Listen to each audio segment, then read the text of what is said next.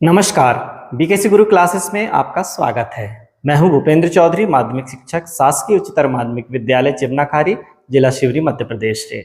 तो हम आज पढ़ने जा रहे हैं रेमेडियल कक्षाओं हेतु जो मॉड्यूल राज्य स्तर से भेजा गया है, उसमें शिक्षक के क्या कार्य हैं, शिक्षक मार्गदर्शिका से कैसे अध्यापन करना है और किस तरह से विद्यार्थी कार्य पुस्तिका बच्चों से हल करवाना है।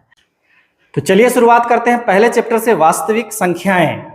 हम जानते हैं कि संख्याएं हमारे जीवन का अभिन्न अंग हैं और इनका उपयोग जीवन के कई पहलुओं में होता है।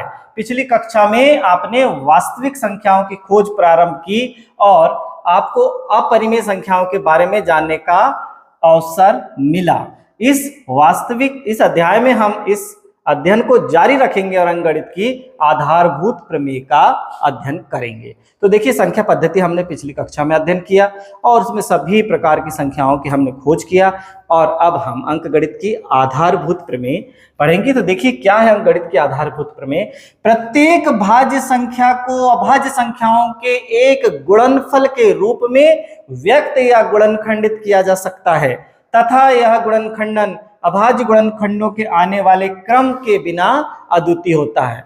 प्रत्येक भाज्य संख्या को हम अभाज्य संख्या के रूप में गुणनखंडित कर सकते हैं, व्यक्त कर सकते हैं। जैसे कि हम लेते हैं कोई संख्या, हमने ले लिया, जैसे 6 ले लिया। मैं यहाँ पर एक संख्या ले रहा हूं 6 को हम क्या लिख सकते हैं, 2 गुणा 3। 2 भी अभाज्य संख्या है और 3 भी अभाज्य संख्या है। तो प्रत्येक भाज्य संख्या को अभाज्य संख्याओं के एक गुणनफल के रूप में गुणनखंडित या व्यक्त किया जा सकता है, हमने कर दिया। तथा यह गुणनखंडन अभाज्य गुणनखंडों के आने वाले क्रम के बिना अद्वितीय होता है। यदि हम इस क्रम पर ध्यान न दें तो ये 2 गुणा 3 हमेशा के लिए 6 के ही अभाज्य गुणनखंड कहलाएंगे। जैसे हम इसके क्रम को इधर उधर कर दें तो 3 गुणा 2 लिख सकते हैं, बस। क्रम को यदि इधर उधर कर दें तो भी ये कैसा होता है, अद्वितीय होता है। अभी भी इनके पास क्या है, 2 गुणा 3 है। अभी भी इसके पास क्या है, 3 गुणा 2 है। मतलब समान अभाज्य संख्याओं का गुणनफल है। तो अब देखिए, इसी में बोला है एक प्राकृत संख्या का अभाज्य गुणनखंडन उसके गुणनखंडों के क्रम को छोड़ते हुए अद्वितीय होता है। यह अभाज्य संख्याओं के लिए भी लागू है और प्राकृत संख्याओं के लिए भी लागू है। यहां पर एक सूत्र दिया, यदि a और b 2 धनात्मक पूर्णांक हैं, दोनों कैसे होने चाहिए, धनात्मक पूर्णांक है, तो HCF AB गुणा LCM AB बराबर a गुणा b होता है। यानी दो संख्याओं का गुणनफल उनके LCM और HCF के गुणनफल के बराबर होता है। अब आगे देखते हैं, उदाहरण हमारे पास एक है, जांच कीजिए कि क्या किसी प्राकृत संख्या n के लिए संख्या 6 की घात n अंक 0 पर समाप्त हो सकती है। तो जैसे ही इस तरह का प्रश्न आता है तो सबसे पहले उत्तर में हम क्या लिख देंगे, हाँ। सबसे पहले क्या लिखना है, हाँ। हाँ के बाद हमें यहां पर 2 वाक्य लिखना है। पहला वाक्य क्या होगा, कोई संख्या 0 पर तभी समाप्त हो सकती है जबकि उसके अभाज्य गुणनखंडों में 2 एवं 5 हो। फिर से सुनिए, हम यहां क्या लिख देंगे, कोई संख्या 0 पर तभी समाप्त हो सकती है जबकि उसे के अभाज्य गुणनखंडों में 2 एवं 5 हो। फिर हम लिखेंगे संख्या 6 की घात n बराबर 2 गुणा 3 पूरे की घात n। यहां लिख दिया, संख्या 6 की घात n बराबर 2 गुणा 3 पूरे की घात n की में, यहां लिख देंगे में 2 तो उपस्थित है किंतु 5 नहीं। 2 तो उपस्थित है किंतु 5 नहीं, अतः संख्या 6 की घात n अंक 0 पर समाप्त नहीं हो सकती। फिर से सुनिए बच्चों, सबसे पहले हमें लिखना है, उत्तर में सबसे पहले लिखना है हाँ। सबसे पहले क्या लिखना है, सबसे पहले क्या लिखना है, प्रश्न देख लीजिए। जांच कीजिए कि क्या किसी प्राकृत संख्या n के लिए संख्या 6 की घात n अंक 0 पर समाप्त हो सकती है। तो उत्तर में लिख देंगे नहीं। नहीं लिख दिया, बस। फिर उसके नीचे लिखना है, कोई संख्या 0 पर समाप्त तभी हो सकती है जबकि उसके अभाज्य गुणनखंडों में 2 एवं 5 हो। फिर पैराग्राफ चेंज करके दूसरी लाइन लिखना है, संख्या 6 की घात n बराबर 2 गुणा 3 पूरे की घात n में 2 तो उपस्थित है किंतु 5 नहीं, अतः यह संख्या अंक शून्य पर समाप्त नहीं हो सकती। इसी तरह से अब देखिए आगे हम अन्य सवाल लेते हैं। यहाँ पर उदाहरण 2 दिया हुआ है, संख्या 140 के अभाज्य गुणनखंडों के गुणनफल के रूप में व्यक्त कीजिए। बहुत महत्वपूर्ण प्रश्न है, वर्ष 2021 में 24 में पूछा गया है।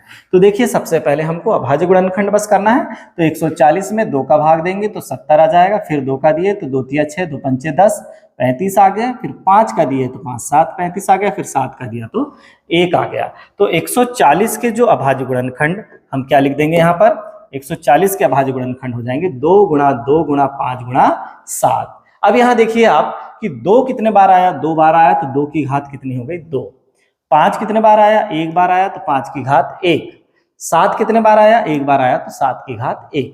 इस तरह से हमें अभाज्य गुणनखंडों के रूप में लिखना है, अभाज्य गुणनखंडों के गुणनफल के रूप में व्यक्त करना है। इसे वास्तव में हम क्या कहते हैं, अभाज्य गुणनखंडों का गुणनफल। ठीक है, अब आगे देखिए बच्चों, संख्याओं 6 और 20 के अभाज्य गुणनखंडन विधि से HCF और LCM ज्ञात करना है।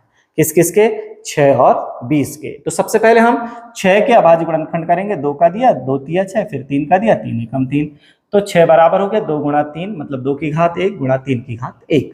इसी प्रकार 20 के अभाज्य गुणनखंड करेंगे तो 2 का देंगे तो 2 एकम 2, 2 शून्यम शून्य, फिर 2 का दिया तो 2 पंचे 10, फिर 5 का दिया तो 5 एकम 5। तो इस तरह से 6 के अभाज्य गुणनखंड लिख दिया। 20 के अभाज्य गुणनखंड में देखिए 2 2 बार आया तो 2 की घात 2 गुणा 5 की घात 1। HCF क्या होगा, संख्याओं में संबद्ध प्रत्येक उभयनिष्ठ अभाज्य गुणनखंडों की सबसे छोटी घातों का गुणनफल। इनमें उभयनिष्ठ देखिए, यहाँ पर 2 की घात 1 है, यहाँ 2 की घात 2 है, सबसे छोटी घात कौन है, 2 की घात 1 है, तो 2 की घात 1 यहाँ पर HCF होगा, 2 की घात 1 मतलब 2। फिर इसी प्रकार देखिए LCM क्या होगा, संख्याओं में संबद्ध प्रत्येक अभाज्य गुणनखंडों की सबसे बड़ी घातों का गुणनफल। सारे अभाज्य गुणनखंड आएंगे और उनकी सबकी बड़ी बड़ी घातें आएंगी। यहाँ देखिए 2 आया है, 3 आया है, 5 आया है, 2 की सबसे बड़ी घात देखिए 2 है, 3 की सबसे बड़ी घात 1 है, 5 की सबसे बड़ी घात 1 है। सबको जब हल करेंगे 4 के 12 पंचे 60, तो यहाँ पर हमें क्या प्राप्त हुआ, 6 और 20 का LCM 60 प्राप्त हुआ, HCF 2 प्राप्त हुआ। अब आगे देखिए यहाँ पर उदाहरण नंबर 4 के रूप में दिया गया है, HCF देखो HCL लिखा हुआ है, यहाँ पर HCF है, HCF 306 और 657 बराबर 9 दिया हुआ है।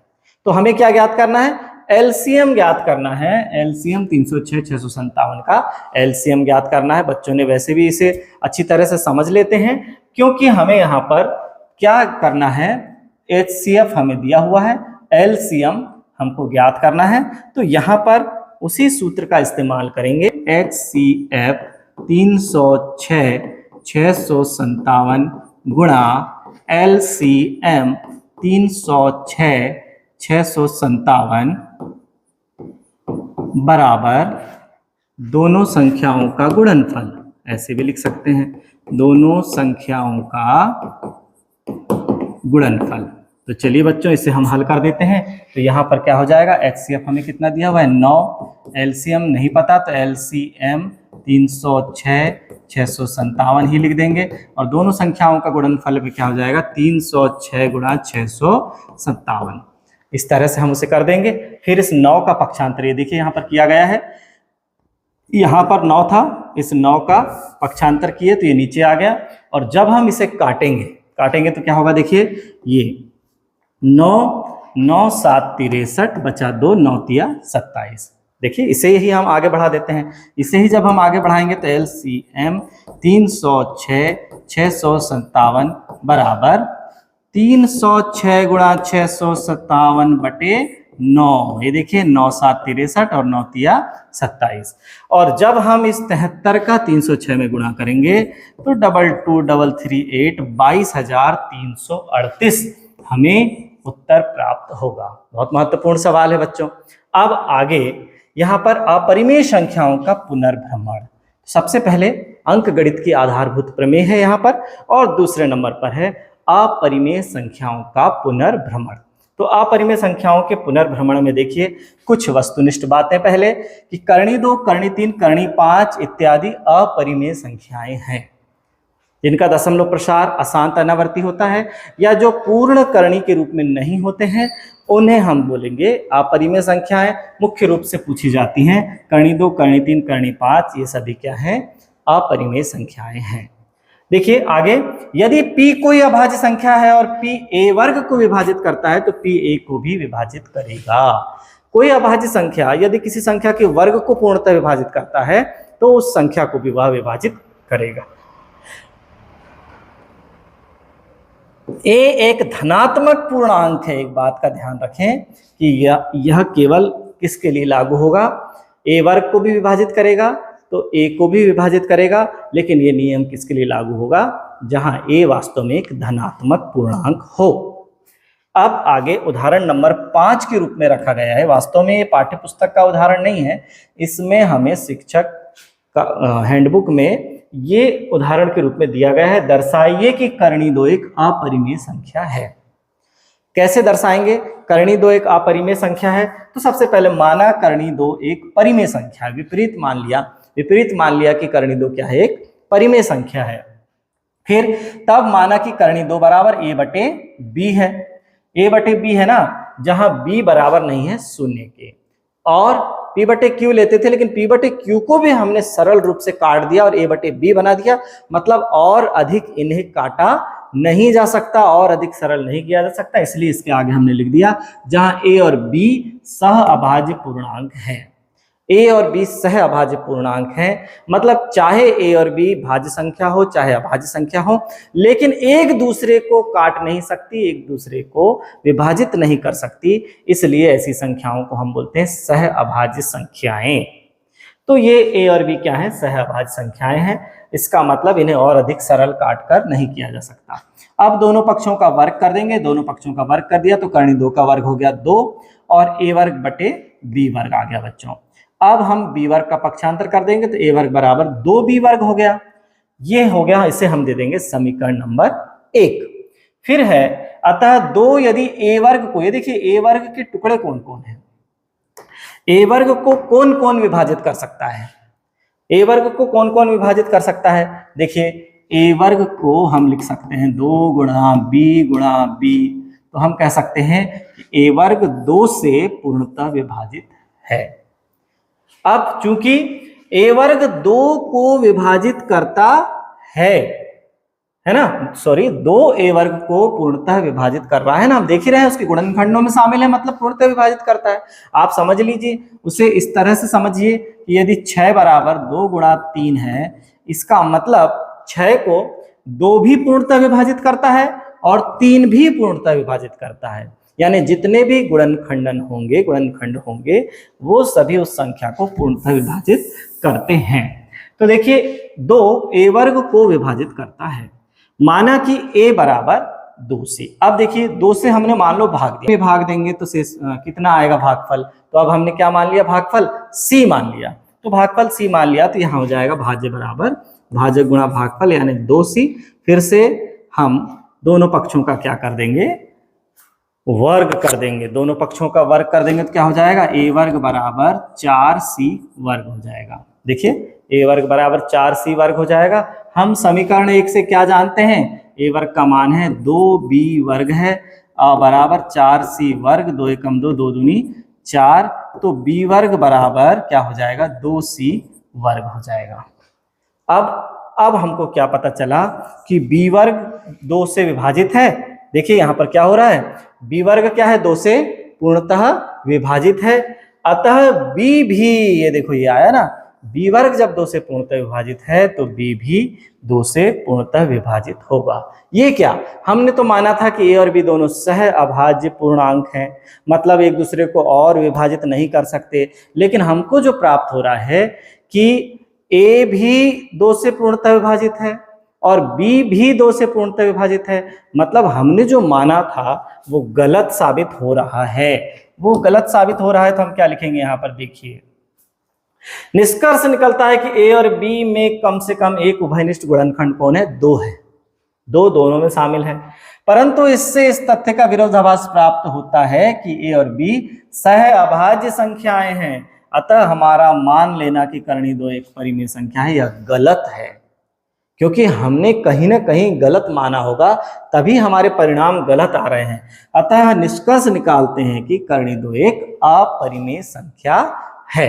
पक्षों का वर्ग कर देंगे तो क्या हो जाएगा, a वर्ग बराबर 4c वर्ग हो जाएगा। देखिए हम समीकरण 1 से क्या जानते हैं, a वर्ग का मान है 2b वर्ग है बराबर 4c वर्ग, 2 एकम 2, 2 दूनी 4, तो b वर्ग। लेकिन हमको जो प्राप्त हो रहा है कि a भी 2 से पूर्णतः विभाजित है और b भी 2 से पूर्णतः विभाजित है, मतलब हमने जो माना था साबित हो रहा है, वो गलत साबित हो रहा है। तो हम क्या लिखेंगे यहाँ पर, देखिए निष्कर्ष निकलता है कि a और b में कम से कम एक उभयनिष्ठ गुणनखंड कौन है। तो इससे इस तथ्य का विरोधाभास प्राप्त होता है कि a और b सह अभाज्य संख्याएं हैं, अतः हमारा मान लेना कि करणी दो एक परिमेय संख्या है यह गलत। अब समझते हैं छठवां प्रश्न। देखिए दर्शाइए कि 5 ऋण करणी 3 एक अपरिमेय संख्या है। इसे हमें दर्शाना है कि वास्तव में अपरिमेय संख्या है। वैसे तो हम जानते हैं कि अपरिमेय संख्याओं के साथ किसी संख्या को जोड़ें, घटाएं, गुणा करें और स्वयं को छोड़कर किसी भी संख्या से भाग दें, तो ये सभी क्या है, अपरिमेय संख्याएं ही होती हैं। तो भी हमें इसे सिद्ध कैसे करना है हम जानते हैं। माना कि 5 ऋण करणी 3 एक परिमेय संख्या है। सबसे पहले जैसे कि हमने ऊपर करणी दो एक अपरिमेय संख्या है को क्या माने थे, माना कि करणी दो एक परिमेय संख्या है, इसी प्रकार यहाँ पर मानना पड़ेगा। माना कि 5 ऋण करणी 3 एक परिमेय संख्या है, तब माना 5 ऋण करणी 3 को क्या लिख सकते हैं हम, a बटे b के रूप में लिख सकते हैं। बताया था मैंने कि इसमें b शून्य के बराबर नहीं होना चाहिए और a एवं b सह अभाज्य पूर्णांक होने चाहिए। चलिए अब आगे देखते हैं कि इसे हमने लिख दिया तो क्या हुआ। अब हमने इसे लिख दिया करणी 3 को a बटे b के रूप में, फिर a बटे b का पक्षांतर इस तरफ कर दिया और करणी 3 को दाईं तरफ ले गए। देखिए यहाँ पर हमारे पास था 5 ऋण करणी 3 बराबर a बटे b था, तो हमने क्या किया, 5 ऋण a बटे b बराबर करणी 3 कर दिया, जो कि यहाँ आ गया। चूंकि a और b पूर्णांक है, a और b पूर्णांक है, हमने माना ही है, अतः 5 ऋण a बटे b एक परिमेय संख्या होगी। पूर्णांकों का जोड़ना, घटाना, गुणा, भाग सब क्या होता है, परिमेय संख्या ही होता है। तो 5 ऋण a बटे b एक परिमेय संख्या होगी, अर्थात करणी 3 एक परिमेय संख्या होगी। उस हिसाब से जब बायां पक्ष परिमेय संख्या है तो दायां पक्ष भी परिमेय संख्या होगा। परिमेय संख्या के बराबर होती है, लेकिन करणी 3 भी एक परिमेय संख्या सिद्ध हो रही है हमारे माने अनुसार। तो अब हो क्या रहा है, परंतु इससे इस तथ्य का विरोधाभास हो रहा है कि करणी 3 एक अपरिमेय संख्या है। हम तो जानते हैं, पहले भी सिद्ध कर चुके हैं कि करणी 3 तो एक अपरिमेय संख्या है, तो उसका विरोधाभास हो रहा है ना। ये क्यों हो रहा है, क्योंकि अतः हमारा मान लेना कि 5 ऋण करणी 3 एक परिमेय संख्या है, ये गलत है। अतः हम निष्कर्ष निकालते हैं कि 5 ऋण करणी 3 एक अपरिमेय संख्या है। पहले हमने जो परिमेय माना था उसी के कारण ये सब गड़बड़ियां हो रही थी, इसलिए अब हमने उसको सही कर लिया कि 5 ऋण करणी 3 परिमेय नहीं एक अपरिमेय संख्या है। आगे देखिए उदाहरण नंबर 7। सिद्ध कीजिए कि 7 करणी 5 एक अपरिमेय संख्या है। बहुत महत्वपूर्ण है उदाहरण 6, उदाहरण 7। अब देखिए फिर हमने इसे भी उल्टा मान लिया, माना कि 7 करणी 5 एक परिमेय संख्या है। परिमेय संख्या है तो इसे हम a बटे b के रूप में लिख सकते हैं, जहां b शून्य के बराबर नहीं है और a एवं b सह अभाज्य पूर्णांक हैं। अब यहाँ पर हमने लिख दिया कि 5 करणी 5 बराबर a बटे 7b। कैसे हुआ, ये देखिए करणी 5 तो यहीं रह जाएगा, केवल 7 का पक्षांतर कर देंगे तो a बटे 7b हो जाएगा। फिर से हम वही बात लिखेंगे, दाएं पक्ष में कौन कौन है, a और b पूर्णांक हमने मान चुके हैं और 7 को हम बहुत पहले से जानते हैं कि 7 भी एक क्या है, पूर्णांक है। अतः a बटे 7 भी एक परिमेय संख्या है। पूर्णांकों का जोड़ना, घटाना, गुणा, भाग बताया था मैंने, सभी क्या प्राप्त होता है, परिमेय संख्या प्राप्त होता है। अर्थात करणी 5 एक परिमेय संख्या हुई। ऐसे कैसे होगी, करणी 5 तो एक क्या है, अपरिमेय संख्या है। तो इससे इस तथ्य का विरोधाभास होता है कि करणी 5 एक अपरिमेय संख्या है, अतः हमारा मान लेना कि 7 करणी 5 एक परिमेय संख्या है वो गलत है। चलिए अब हम विद्यार्थी कार्य पुस्तिका का अध्याय 1 समझते हैं और इसमें विद्यार्थियों को किस तरह से कार्य करना है, कार्य स्वयं करना है, खुद ही इस अभ्यास पुस्तिका को हल करना है, कैसे करना है वो हम समझाएंगे। सही विकल्प चुनिए। तो 96 और 404 का आपको HCF निकालना है बच्चों, और जो भी उत्तर आएगा उसमें से इन चारों में से सही उत्तर को चुनकर अपनी अभ्यास पुस्तिका में लिखना है। फिर 12 और 15 का HCF निकालिए। 12 और 15 का HCF आपको कैसे निकालना है? अभाज्य गुणनखंड विधि से। पहले 12 का अभाज्य गुणनखंड कर लेंगे, फिर 15 का अभाज्य गुणनखंड कर लेंगे, और दोनों के अभाज्य गुणनखंडों में जो उभयनिष्ठ है उसकी न्यूनतम घात ले लेंगे, वही क्या कहलाएगा? HCF कहलाएगा। दो संख्याओं का गुणनफल यदि 32 है, उनका LCM 8 है, तो HCF क्या होगा? हमने इसके लिए एक सूत्र पढ़ा है कि LCM गुणा HCF बराबर दोनों संख्याओं का गुणनफल। तो हमारे पास क्या दिया हुआ है? गुणनफल 32 दिया ही हुआ है ना? तो 32 लिख देंगे। HCF गुणा LCM बराबर 32, तो HCF आप निकाल लेंगे LCM का पक्षांतर करके। फिर 4 और 7 का महत्तम समापवर्तक निकालेंगे। 4 के अभाज्य गुणनखंड हो जाएंगे 2 गुणा 2, 7 के अभाज्य गुणनखंड हो जाएंगे 7 की घात 1, क्योंकि 7 एक स्वयं अभाज्य संख्या है। अब चूंकि कोई भी उभयनिष्ठ अभाज्य गुणनखंड नहीं है, इसलिए ऐसे अभाज्य गुणनखंडों का HCF 1 होता है। आगे देखते हैं संख्याओं 5, 15 और 20 के लिए LCM और HCF का अनुपात होगा। अब हमें क्या करना पड़ेगा? 5, 15 और 20 का LCM निकालना पड़ेगा पहले, फिर दोनों का HCF निकालना पड़ेगा तीनों का, और उसके बाद उन दोनों का अनुपात निकालना पड़ेगा। ऊपर LCM और अनुपात के बाद HCF, और उसे काट के सरलतम रूप में हमें लिखना पड़ेगा। तो कौन सा उत्तर सही है वो आपको देखना है। निम्नलिखित में से कौन सी अपरिमेय संख्या है? मैंने आपको बताया था कर्णी 2, कर्णी 3, कर्णी 5 सभी क्या हैं? अपरिमेय संख्या है। तो यहाँ पर कौन सा उत्तर सही होगा बच्चों? आप देख लीजिए।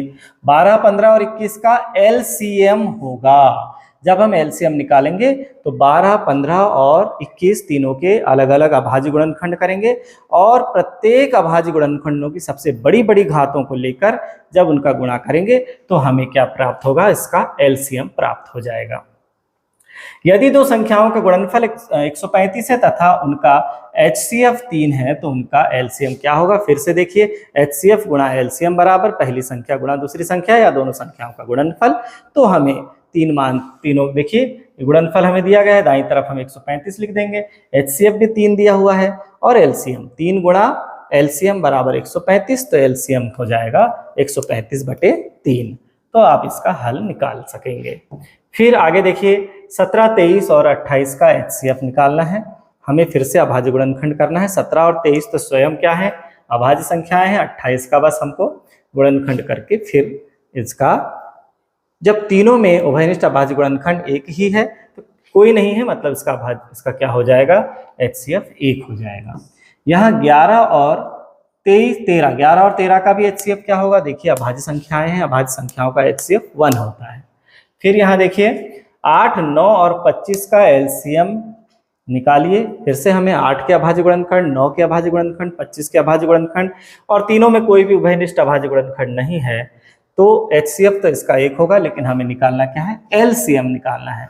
इसी तरह से सभी अभाज्य गुणनखंडों की सबसे बड़ी बड़ी घातों को जब हम गुणा के रूप में लिख देंगे तो हमें क्या प्राप्त होगा? LCM प्राप्त होगा।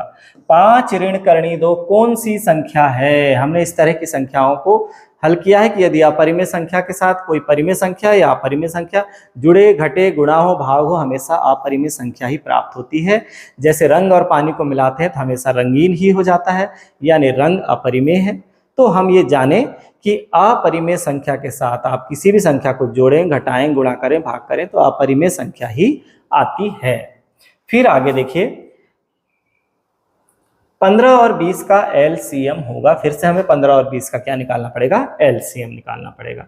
संख्याओं 15 और 30 के LCM और HCF का अंतर होगा। फिर से हमें क्या निकालना है? LCM निकालना है, फिर HCF निकालना है, और दोनों को LCM में से HCF को घटा देंगे, जो उत्तर प्राप्त होगा उसे यहाँ लिख देंगे। अब यहाँ पर ये देखिए, ये सभी उत्तर लिखने के लिए हमारे पास ये रिक्त स्थान दिया गया है। पहले वस्तुनिष्ठ का उत्तर जैसे आप उत्तर पुस्तिका में लिखते हैं ना, वैसे आप यहाँ पर लिखेंगे, बाकायदा प्रश्न क्रमांक डालकर पहले का B है, C है, जो भी है आपके उत्तर यहाँ लिखे जाएंगे। रिक्त स्थानों की पूर्ति करना है हमें यहाँ। तो देखिए यहाँ रिक्त स्थान दिए हैं, लेकिन पूर्ति हमको इस रिक्त स्थान पर करना है। तो संख्याओं 8, 9 और 25 के HCF का मान होगा, HCF का मान खालिस्तान होगा। जब हम देखेंगे तो उभयनिष्ठ अभाज्य गुणनखंड कोई भी नहीं है, मतलब HCF 1 होगा। फिर यहाँ देखिए कर्णी 2 एक खालिस्तान संख्या है, तो परिमेय है, अपरिमेय, कर्णी 2, कर्णी 3, कर्णी 5 सब हमने पढ़ा है, ये क्या है, अपरिमेय संख्याएं हैं। 3 कर्णी 2 एक खालिस्तान संख्या है, तो 3 कर्णी 2 भी एक अपरिमेय संख्या है, क्योंकि अपरिमेय संख्या के साथ गुणा के रूप में परिमेय संख्या है, तो पूरा अपरिमेय कहलाएगा। उत्तर हमको यहाँ लिखना है रिक्त स्थानों पर। सत्य असत्य है, देखिए एक प्राकृत संख्या का अभाज्य गुणनखंडन उसके गुणनखंडों के क्रम को छोड़ते हुए अद्वितीय होता है। बिल्कुल सही है, प्राकृत का हो चाहे प्रत्येक भाज्य संख्या का हो, हम इसे सत्य लिखेंगे। प्रत्येक अपरिमेय संख्या एक वास्तविक संख्या होती है। हमने पिछले साल एक ग्राफ पढ़ा था और उसमें हम जाना था, हमने क्या जाना था, देखिए इस तरह से हमने एक आकृति का अध्ययन किया था कि सबसे पहले हमने प्राकृत संख्या ले लिया था, फिर उसके बाद हमने पूर्ण संख्या ले लिया, उसके बाद हमने पूर्णांक ले लिया, उसके बाद हमने परिमेय ले लिया, और उसके बाद हमने जो इनसे संबंधित नहीं है अपरिमेय ले लिया, और इन सब के समुच्चय को एक साथ अंदर बंद कर दिया, किसमें, वास्तविक संख्याएं में। तो हमें इससे अंदाजा लगाना है कि प्रत्येक वास्तविक संख्या एक अपरिमेय संख्या होती है क्या, हो ही नहीं सकती। प्रत्येक अपरिमेय संख्या एक वास्तविक संख्या होती है बच्चों। अब आगे देखते हैं 15 और 21 का एलसीएम 105 है क्या, आप हल करके देख लीजिएगा। 1 कर्णी 2 एक परिमेय संख्या है क्या, आप देख सकते हैं खुद ही कि यहाँ पर कौन आया है, कर्णी 2 आया है, मतलब एक ये अपरिमेय संख्या है। दो संख्याओं का गुणनफल उनके HCF और LCM के गुणनफल के बराबर होता है, बिल्कुल ये सूत्र हमने पढ़ा है। फिर 26 और 91 का HCF 13 है, आप हल करके देखेंगे तो HCF आपको 13 आएगा। तो यहाँ पर आप सत्य असत्य को कंप्लीट कर सकेंगे। इसके बाद देखिए सही जोड़ी बनाना है बच्चों। सही जोड़ी बनाना है तो हमें क्या करना है, स्तंभ अ, देखिए स्तंभ अ को यहाँ पर पूरी तरह से उतार देना है और यहाँ पर हमको लिखना है सही जोड़ी या सही उत्तर स्तंभ ब के स्थान पर। अब यहाँ पर क्या हो जाएगा, स्तंभ ब पूरी तरह से चेंज हो जाएगा। 306 और 657 का HCF अभी हमने अध्ययन किया, कितना निकल कर आया था, 9 आया था, तो उसको हम उसके सामने 9 लिख देंगे। कर्णी 2 संख्या क्या है वो बताइए आप। 9 और 27 का LCM आपको बताना है इनमें से कौन सा है। और दो सह अभाज्य संख्याओं का HCF सदैव 1 होता है। दो सह अभाज्य संख्याएं एक दूसरे को नहीं काट सकती, इसलिए उनका HCF 1 होता है। जैसे 8 और 25 देखने में तो दोनों क्या हैं, दोनों भाज्य संख्याएं हैं, लेकिन दोनों सह अभाज्य हैं क्योंकि दोनों एक दूसरे को काट नहीं सकती, और काट नहीं सकती इसलिए उनका HCF भी 1 होता है। सबसे छोटी धनात्मक भाज्य संख्या, सबसे छोटी धनात्मक भाज्य संख्या देखिए, सबसे छोटी प्राकृत संख्या 1 है, सबसे छोटी अभाज्य संख्या 2 है, फिर उसके बाद अभाज्य संख्या 3 है, लेकिन सबसे छोटी भाज्य संख्या कौन है, 4 है। तो ऐसे आप सही जोड़ी को कंप्लीट कर लेंगे। एक शब्द वाक्य में उत्तर देना है। 94 और 404 का HCF निकालना है, निकाल लेंगे अभाज्य गुणनखंड करके। 126 के अभाज्य गुणन 156 के अति महत्वपूर्ण प्रश्न है, 156 के हमको अभाज्य गुणनखंड करना है। जो भी आएगा उन अभाज्य गुणनखंडों के गुणनफल के रूप में आप इधर नीचे उत्तर लिखेंगे। प्रश्न 5 उत्तर, पहला उत्तर दूसरा। दो प्राकृत संख्याओं के लिए HCF और LCM में क्या संबंध है, बहुत बार बता चुके हम कि HCF गुणा LCM बराबर दोनों संख्याओं का गुणनफल। अब आगे क्या होगा, 6, 12 और 30 का LCM निकालना है। सभी के अलग अलग अभाज्य गुणनखंड करके सबसे बड़ी घातों के गुणनफल कर देंगे। क्या कर्णी 5 एक अपरिमेय संख्या है, कर्णी 5 एक अपरिमेय संख्या है। आगे संख्याओं 8, 9 और 25 का HCF कितना होगा, तीनों सह अभाज्य संख्याएं हैं, उनका HCF कितना होगा, 1 होगा। संख्या 5005 के अभाज्य गुणनखंड लिखिए, 10 और 100 के अभाज्य गुणनखंड लिखिए। चलिए मैं आपको एक ट्रिक बताता हूं। अभाज्य गुणनखंड कुछ थोड़े से कठिन किस्म के अंक हैं, तो उनके अभाज्य गुणनखंड कैसे याद रखेंगे, हम यहाँ लिखेंगे 6, 5005 और फिर लिखेंगे 7429। ये कुछ कठिन संख्या हैं जिनके अभाज्य गुणनखंड कठिन है, तो 6 तो मैंने आपको ट्रिक के लिए लिखा है। तो देखिए यहाँ पर हम 2 से लगातार अभाज्य संख्याएं लिखना शुरू करेंगे ताकि आपकी याददाश्त बनी रहे। देखिए यहाँ पर मैंने लिख दिया 2 गुणा 3, 5 गुणा 7 गुणा 11 गुणा 13 गुणा 17 गुणा 19 गुणा 23। देखिए बच्चों, है ना आसान। यहाँ पर हमें ये ध्यान रखना है कि 2 से लेकर अभाज्य संख्याएं शुरू हैं, 23 तक हमको लगातार लिखना है।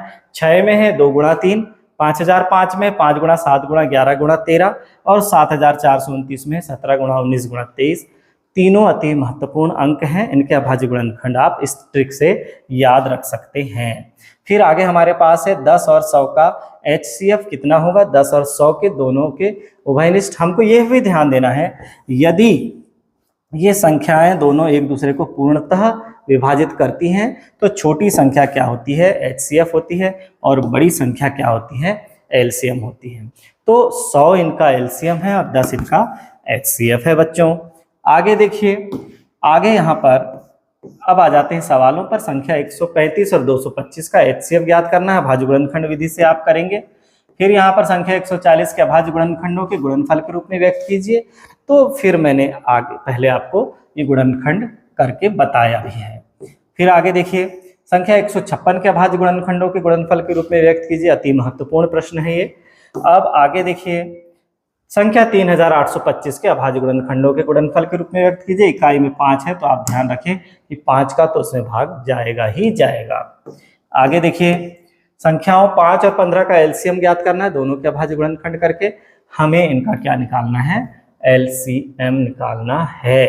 तो देखिए क्या हो जाएगा LCM, 5 से 15 पूर्णतः विभाजित है, इसलिए 5 है HCF और 15 है LCM। आगे देखिए, HCF 306 657 बराबर 9 है, तो LCM 306 657 ज्ञात कीजिए। हमने इस कुछ सवाल को अभी ऊपर किया हुआ है।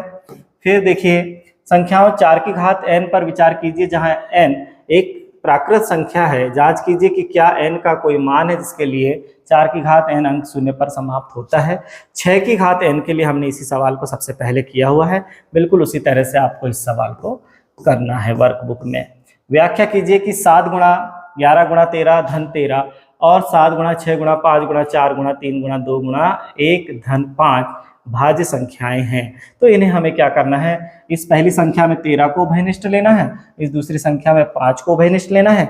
अंदर की संख्याओं को हल करके 2 से अधिक गुणनखंडों के रूप में हमें इसे तोड़ देना है। तो यह सिद्ध हो जाएंगी कि ये दोनों संख्याएं भाज्य संख्याएं हैं। अभाज्य गुणनखंडन विधि द्वारा 96 और 404 का HCF ज्ञात कीजिए और फिर इनका LCM ज्ञात करना है। पहले तो हम HCF ज्ञात कर लेंगे अभाज्य गुणनखंड विधि द्वारा, और फिर हम सूत्र लगा देंगे कि LCM गुणा HCF बराबर पहली संख्या गुणा दूसरी संख्या। तो इस तरह से हम दोनों मानों को ज्ञात कर पाएंगे। फिर है संख्याओं 26 और 91 का HCF और LCM ज्ञात कीजिए तथा जांच कीजिए कि दो संख्याओं का गुणनफल बराबर HCF गुणा LCM। तो देखिए, हम पहले HCF LCM निकाल लेंगे और फिर बाईं तरफ HCF LCM का जो गुणा आएगा वही वास्तव में दोनों संख्याओं के गुणनफल के बराबर आया या नहीं, उसकी जांच भी कर लेंगे। आगे है HCF 72 120 बराबर 6 दिया हुआ है, तो LCM 72 120 हमें ज्ञात करना है। फिर से हमें वही सूत्र का इस्तेमाल करना है। फिर आगे देखिए, गृह कार्य के लिए हमारे ये प्रश्न है। इन प्रश्नों को हमें अपनी कॉपी में हल करना है।